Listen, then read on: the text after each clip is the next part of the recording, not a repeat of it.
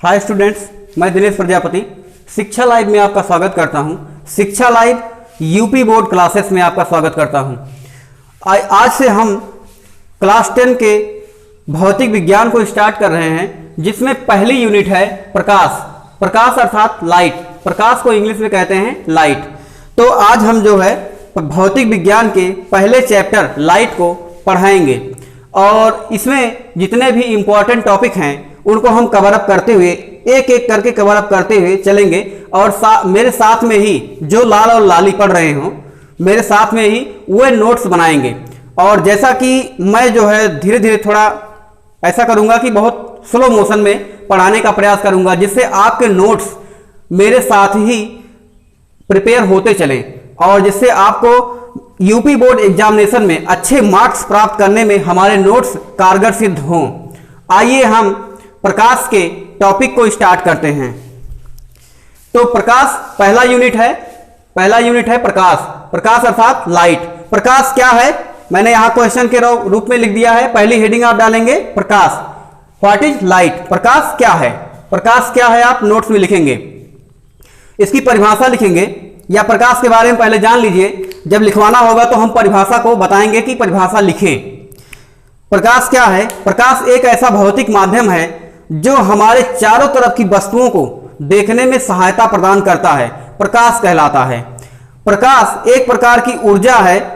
प्रकाश एक प्रकार की ऊर्जा है। ऊर्जा का रूपांतरण निरंतर हर बार चेंज होता रहता है, अर्थात ऊर्जा एक रूप से दूसरे रूप में परिवर्तित होती है। जैसे विद्युत ऊर्जा को जब हम स्विच ऑन करते हैं तो अगर बल्ब में लगा हुआ सर्किट में बल्ब लगा हुआ स्विच ऑन करते हैं तो प्रकाश ऊर्जा में परिवर्तित हो जाता है। और यही प्रकाश ऊर्जा या सूर्य से प्राप्त होने वाला प्रकाश जब किसी फोटोवोल्टिक या जब किसी सोलर सेल पर पड़ता है तो वो सोलर सेल प्रकाश ऊर्जा को खींच करके ले जाके वो क्या करता है कि रिसीवर से खींचता है और वो बैटरी में सेव कर देता है। वो विद्युत ऊर्जा के रूप में कन्वर्ट हो जाता है, अर्थात ऊर्जा एक क्रम से मतलब एक रूप से दूसरे रूप में परिवर्तित होती रहती है। तो प्रकाश के बारे में आपको पता हो गया। प्रकाश क्या है? प्रकाश सभी वस्तुओं को देखने में सहायता प्रदान करता है। आइए प्रकाश की परिभाषा लिखिए। प्रकाश वह ऊर्जा है जो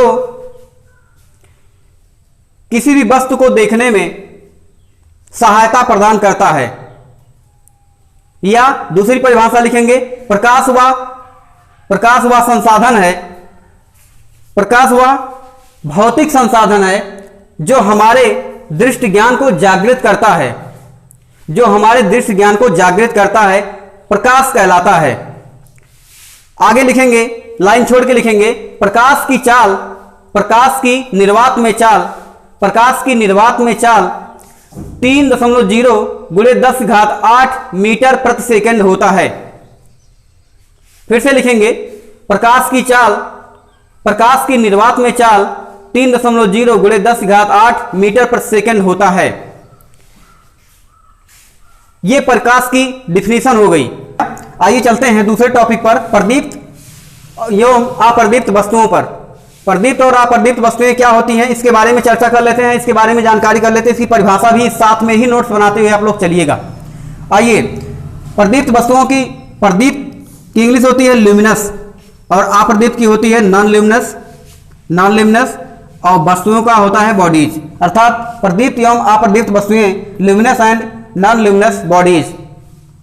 तो हेडिंग डालेंगे आप, एक लाइन छोड़ के नीचे हेडिंग डालेंगे प्रदीप्त वस्तुएं। प्रदीप्त वस्तुएं क्या होती हैं? प्रदीप्त वस्तुएं वह वस्तुएं होती हैं जो स्वतः प्रकाश का उत्सर्जन करती हैं, अर्थात वह वस्तुएं जो अपने आप में प्रकाश उत्पन्न करती हों क्या कहलाती हैं? प्रदीप्त वस्तुएं कहलाती हैं।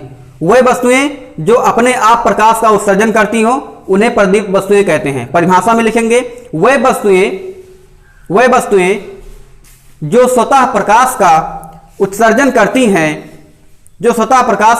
करती हैं उन्हें प्रदीप्त वस्तुएं कहते हैं। अब दूसरी हेडिंग डालेंगे अप्रदीप्त वस्तुओं की, या प्रदीप्त वस्तुओं में उदाहरण लिखेंगे जैसे सूर्य का प्रकाश, जैसे सूर्य, लालटेन, बल्ब इत्यादि। अब दूसरा हेडिंग डालेंगे, दूसरी परिभाषा लिखेंगे अप्रदीप्त वस्तुओं की। अप्रदीप्त वस्तुएं वह वस्तुएं होती हैं जो स्वतः प्रकाश का उत्सर्जन नहीं कर पाती हैं, अप्रदीप्त वस्तुएं कहलाती हैं। अर्थात अप्रदीप्त वस्तुएं वह वस्तुएं होती हैं जो स्वतः प्रकाश का उत्सर्जन नहीं करती हैं, अप्रदीप्त वस्तुएं कहलाती हैं। आगे देखते हैं प्रकाशिक माध्यम। प्रकाशिक माध्यम अगली हेडिंग डालेंगे, लिखेंगे प्रकाशिक माध्यम। इसकी इंग्लिश होती है ऑप्टिकल मीडियम। इसकी इंग्लिश होती है ऑप्टिकल मीडियम। जितने लाल और लाली नोट्स बना रहे हैं वो निरंतर अपने तैयारी को जारी रखेंगे, वो निरंतर अपनी पढ़ाई को जारी रखेंगे। जैसे कि आपको एक वीडियो मिल गया, एक वीडियो का नोट्स आपने बना लिया, तो उसको आप घर पे रिवाइज भी करते रहिए और मेरे साथ नोट्स बनाते रहिए, क्योंकि परीक्षा का जो पैटर्न है उसी पैटर्न पर मैं पढ़ाऊंगा, लेकिन परीक्षा आपके बहुत ही करीब है। जैसे कि आप जानते ही हैं कि परीक्षा नज़दीक आ रही है, तो इस हिसाब से आप नोट्स को बनाते चलेंगे जिससे आपको परीक्षा देने में कोई दिक्कत ना हो। चलिए, प्रकाशिक माध्यम। प्रकाशिक माध्यम क्या होता है? वह वस्तुएं जिनसे होकर प्रकाश गमन कर सकता है, वह वस्तुएं जिनसे होकर प्रकाश क्या कर सकता है? गमन कर सकता है। गमन का मतलब होता है कि प्रकाश उस माध्यम से क्या कर सकता है? चल सकता है। ऐसा माध्यम जिसमें से होकर प्रकाश क्या हो? चला जाए, आर पार हो जाए, उसे क्या कहते हैं? गमन करना। अर्थात वह वस्तुएं जिनसे होकर प्रकाश आर पार हो सकता है उसे क्या कहते हैं? प्रकाशिक माध्यम कहते हैं। जैसे क्या आप बताएंगे? आपने देखा होगा, मार्केट में गए होंगे, देखा होगा दुकानों को। कुछ दुकानें जो आर्टिफिशियल की दुकानें होती हैं, ज्वेलरी की, आर्टिफिशियल ज्वेलरी की दुकानें होती हैं या कोई भी दुकान होती है, तो कुछ लोग जो है ट्रांसपेरेंटेड पॉलीथीन लगाते हैं। आपने देखा होगा कि ट्रांसपेरेंटेड झिल्ली लगी होती है। ट्रांसपेरेंटेड झिल्ली मतलब पारगम झिल्ली, सफेद सफेद झिल्ली आपने देखा होगा, ऐसे ऊर्ध्वाधर लगी होती है जिसके अंदर का सामान दिखाई देता है। तो आप जब टॉर्च मारेंगे उस झिल्ली पर तो अंदर प्रकाश जाता है, तो वही होता है ट्रांसपेरेंटेड अर्थात ऑप्टिकल मीडियम। वही होता है ऑप्टिकल मीडियम, प्रकाशिक माध्यम। अर्थात उस माध्यम से होकर प्रकाश क्या कर सकता है? गमन कर सकता है, उस माध्यम से प्रकाश होकर जा सकता है, तो उसे प्रकाशिक माध्यम कहते हैं। तो प्रकाशिक माध्यम के बारे में आपने जान ही लिया कि वह वस्तुएं, परिभाषा के तौर पर लिख ही लिया है कि वह वस्तुएं जिनसे होकर प्रकाश गमन कर सकता है, आसानी से जा सकता है, आर पार हो सकता है, उसे क्या कहते हैं? प्रकाशिक माध्यम कहते हैं। उसे क्या कहते हैं? प्रकाशिक माध्यम कहते हैं। अब प्रकाशिक माध्यम 3 प्रकार के होते हैं। प्रकाशिक माध्यम कितने प्रकार के होते हैं? 3 प्रकार के होते हैं। कौन कौन से? पहला है आपका प्रकाशिक माध्यम का पहला प्रकार है पारदर्शक। पहला प्रकार है पारदर्शक। पारदर्शक पारदर्शक। दूसरा है पारभासक। पारभासक। दूसरा है पारभासक। तीसरा है अपारदर्शक। पारभासक, पारभासक। तीसरा है अपारदर्शक। अपारदर्शक। अपारदर्शक। अपारदर्शक। पारदर्शक, पारदर्शक की इंग्लिश लिख लेंगे। पारदर्शक ट्रांसपेरेंट।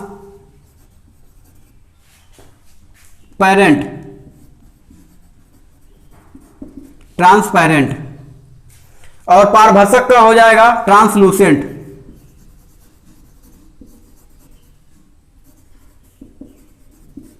ट्रांसलूसेंट। अपारदर्शक का क्या हो जाएगा? अपारदर्शक का देख लीजिए, अपारदर्शक का हो जाएगा ऑब्क्यू।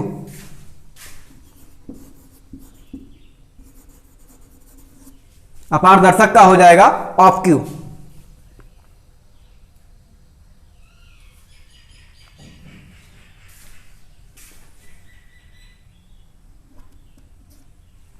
ऑब्क्यू। आइए पारदर्शक के बारे में बात कर लेते हैं। पारदर्शक क्या होता है? पारदर्शक ऐसा माध्यम जिनमें से होकर प्रकाश चला जाए। ऐसा माध्यम जिनमें से होकर प्रकाश की किरणें क्या हो जाए? आर पार हो जाए, वो क्या कहलाएगा? पारदर्शक। वो क्या कहलाएगा? पारदर्शक कहलाएगा।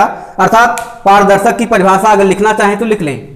पारदर्शक की अगर परिभाषा लिखना चाहें तो लिखें, नोट्स में लिखें। लिखिए, वह वस्तुएं जिनसे होकर प्रकाश का अधिकांश भाग, वह वस्तुएं जिनसे होकर प्रकाश का अधिकांश भाग आर पार हो जाता है, उसे पारदर्शक या ट्रांसपेरेंट कहते हैं। उसे पारदर्शक या ट्रांसपेरेंट कहते हैं। जैसे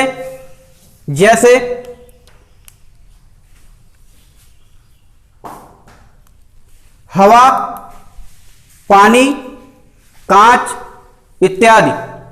हवा, पानी, कांच इत्यादि ट्रांसपेरेंटेड वस्तुएं हैं। दूसरे की परिभाषा लिखेंगे पारभाषक की, ट्रांसलूसेंट, TRANSLUCENT, ट्रांसलूसेंट यानी कि पारभाषक।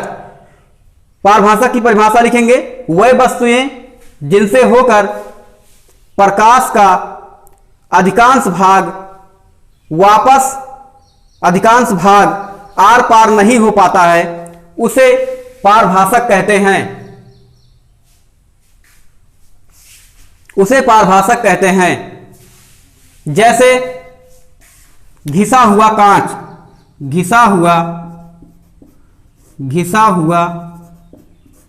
कांच, तेल लगा कागज इत्यादि। ऑब्क्यू, अपारदर्शक क्या होता है? वह वस्तुएं, अपारदर्शक लिखेंगे हेडिंग अपारदर्शक, वह वस्तुएं जिनसे होकर प्रकाश का कुछ भी पार्ट बाहर नहीं जा पाता है, उसे अपारदर्शक कहते हैं। वह वस्तुएं जिनसे प्रकाश का कोई भी भाग आर पार नहीं हो पाता है, कुछ भी भाग आर पार नहीं हो पाता है, उसे क्या कहते हैं? अपारदर्शक कहते हैं। जैसे ये हो गया, ये ट्रांसपेरेंटेड नहीं है, प्रकाश जाएगा वापस हो जाएगा। जैसे लकड़ी, मेज, कुर्सी आदि। प्रकाश किरण के बारे में बात करते हैं। प्रकाश किरण किसे कहते हैं? नोट डाउन कीजिएगा, इसको लिखिएगा। प्रकाश किरण, रेज ऑफ लाइट। इसकी परिभाषा लिखिए, किसी समांग माध्यम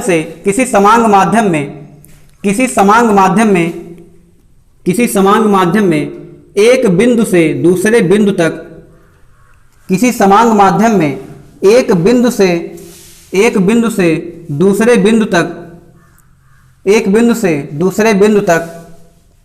प्रकाश जिस रिज रेखीय मार्ग से होकर गुजरता है, उसे प्रकाश किरण कहते हैं। एक समांग माध्यम में प्रकाश एक बिंदु से दूसरे बिंदु तक जिस रिज रेखीय मार्ग से होकर जाता है, उसे ही प्रकाश किरण कहते हैं। और जब यह प्रकाश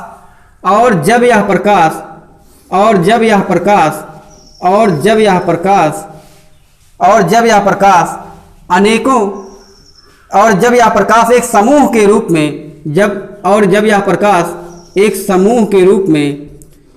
रूप में चलने लगता है, तो इसे प्रकाश किरण पुंज कहते हैं। तो परिभाषा हो गई, और ये हो गया प्रकाश किरण पुंजों का क्या हो गया? ये समूह हो गया। इसे क्या कहेंगे? किरण पुंज कहेंगे। प्रकाश किरण क्या कहेंगे? किरण पुंज कहेंगे। इसे प्रकाश किरण पुंज कहेंगे। चलिए, अब प्रकाश किरणें कितने प्रकार की होती हैं? ये प्रकाश का समूह जो होता है कितने प्रकार का होता है, इसके बारे में बात कर लेते हैं। तो ये देखिए, प्रकाश किरण पुंज लिखिएगा आगे। प्रकाश किरण पुंज 3 प्रकार के होते हैं। प्रकाश किरण पुंज मुख्यतः 3 प्रकार के होते हैं। पहला है अभिसारी, हेडिंग डालेंगे अभिसारी, कन्वर्जेंट, कन्वर्जेंट, कन्वर्जेंट, अभिसारी। ये 3 प्रकार की है, अभिसारी, अभिसारी, अभिसारी, कन्वर्जेंट, CONVERGENT, कन्वर्जेंट, कन्वर्जेंट। अब कन्वर्जेंट क्या होता है? जब कोई प्रकाश किसी एक ही बिंदु पर, जब कोई प्रकाश कहीं से किसी एक ही बिंदु पर आकर मिल रही हो, जब अनेक प्रकाश या एक ही प्रकाश एक ही बिंदु पर आकर मिल रही हो, जब प्रकाश की किरणें एक ही बिंदु पर आकर मिल रही हो, तो उसे अभिसारी कहते हैं, तो उसे अभिसारी किरण पुंज कहते हैं, या उसे अभिसारी कहते हैं। जब प्रकाश का समूह आकर एक ही बिंदु पर मिलता है तो उसे प्रकाश किरण पुंज कहते हैं, तो उसे प्रकाश किरण पुंज कहते हैं। अर्थात अभिसारी की परिभाषा आपने लिख ही लिया है। अभिसारी की परिभाषा होती है, जब कोई प्रकाश किरण कहीं से किसी बिंदु पर, किसी एक ही बिंदु पर आकर मिलती है तो उसे अभिसारी कहते हैं, तो उसे अभिसारी किरण कहते हैं, तो उसे अभिसारी किरण कहते हैं। और ये 3 प्रकार का था। तो अब बात कर लेते हैं अपसारी किरण की। अपसारी किरण, अपसारी किरण की बात कर लेते हैं। अपसारी, अपसारी किरण, डाइवर्जेंट, डाइवर्जेंट, डाइवर्जेंट। अपसारी किरण क्या होती है? जब प्रकाश की किरणें एक बिंदु से, जब प्रकाश की किरणें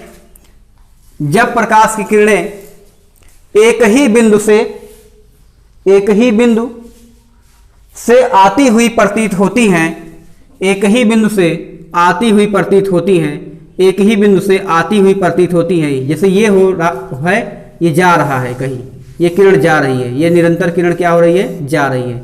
एक ही बिंदु से आती हुई प्रतीत होती हैं, अर्थात एक बिंदु ये है, इसी किरण इसी बिंदु से आती हुई प्रतीत हो रही, मतलब ये कोई यहां से कोई दर्शक देख रहा है तो किरणें एक ही बिंदु से क्या हो रही हैं? जा रही हैं, तो उसे अभिसारी किरण कहते हैं, तो उसे अभिसारी किरण कहते हैं।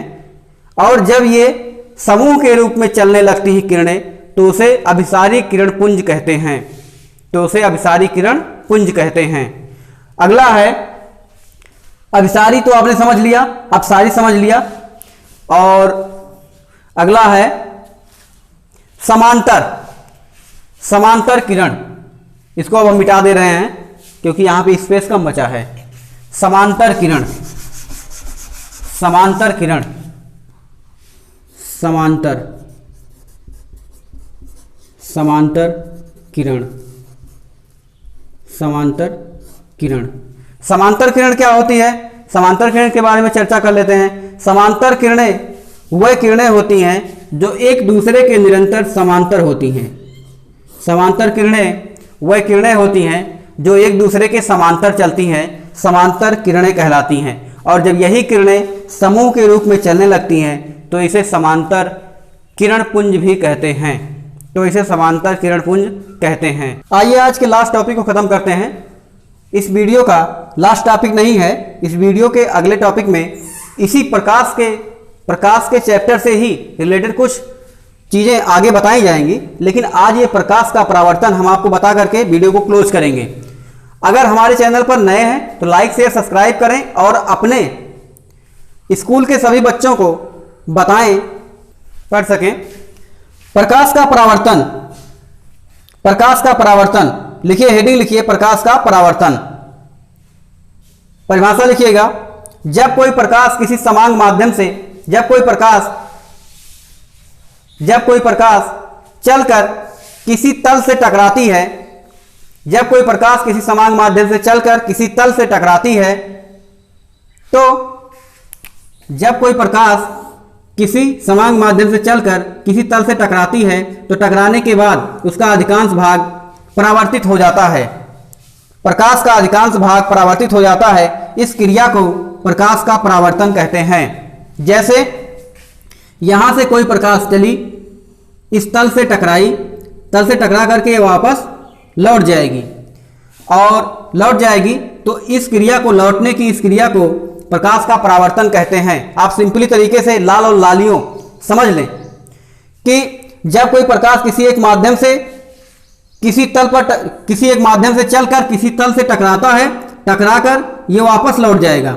इस लौटने की क्रिया को प्रकाश का क्या कहेंगे? परावर्तन कहेंगे। ये क्रिया होती है प्रकाश का परावर्तन। और जब देखिए यहाँ पे एक टेक्निकल भाषा है कि जब कोई प्रकाश किसी तरह से टकरा रही है तो इसे कहेंगे आपतित किरण। आपतित किरण, आपतित किरण। और जो प्रकाश वापस जा रही है इसे कहेंगे परावर्तित किरण। परावर्तित किरण, इसे क्या कहेंगे? परावर्तित किरण। और इस पर एक अभिलंब डाल देंगे, इस पर एक अभिलंब डाल देंगे और यहां बन जाएगा कोण I, यहां बन जाएगा कोण R, और ये हो जाएगा परावर्तक तल। इसको लिखेंगे परावर्तक तल। परावर्तक तल, परावर्तक तल। तो परिभाषा आपने जान ही लिया है कि जब कोई प्रकाश किरण किसी एक माध्यम से चलकर किसी तल से टकराता है तो उसका अधिकांश भाग परावर्तित हो जाता है। इस क्रिया को प्रकाश का परावर्तन कहते हैं। प्रकाश जो चलकर आता है उसे आपतित किरण कहते हैं। वो किरण जो चलकर तल से टकराती है उसे आपतित किरण, और जो तल से टकराने के बाद वापस जाती है उसे परावर्तित किरण कहते हैं। और जिस तल से टकराती है प्रकाश किरण उसे परावर्तक तल कहते हैं। आपतित किरण I होता है और अपवर्तित किरण जो होती है वो R होती है। तो प्रकाश के परावर्तन के दो नियम हैं, लिखेंगे, हेडिंग डालेंगे प्रकाश के परावर्तन के नियम। प्रकाश के परावर्तन के नियम, पहला नियम लिखेंगे आपतित किरण, परावर्तित किरण, अभिलंब तीनों एक ही तल पर होते हैं। आप देख रहे हैं जैसा कि आपतित किरण ये हो गई, परावर्तित किरण हो गया, अभिलंब ये जो हमने डाल दिया है, ये तीनों किस तल पर हैं? एक ही तल पर होते हैं। पहला नियम हो गया आपका। आपको समझ में आया होगा अच्छे तरीके से कि आपतित किरण, परावर्तित किरण, अभिलंब तीनों एक ही तल पर होते हैं। और पुनः देखेंगे आप अगला नियम लिखेंगे, नियम नंबर दूसरा लिखेंगे प्रकाश के परावर्तन का। नियम नंबर दूसरा लिखिए, आपतित किरण, आपतन कोण I, ये कोण आपतन हो जाएगा, आपतन कोण I अपवर्तन कोण R के बराबर होता है। आपतन कोण I अपवर्तन कोण R के बराबर होता है। अर्थात आप लिख सकते हैं आपतन कोण I बराबर, अब यहां तो आ नहीं रहा है तो हम क्या करेंगे, आपतन कोण I बराबर, देखिए यहां पे परावर्तक तल है तो आप जो है लिखेंगे इसको आपतन कोण, यहां लिख लेंगे आपतन कोण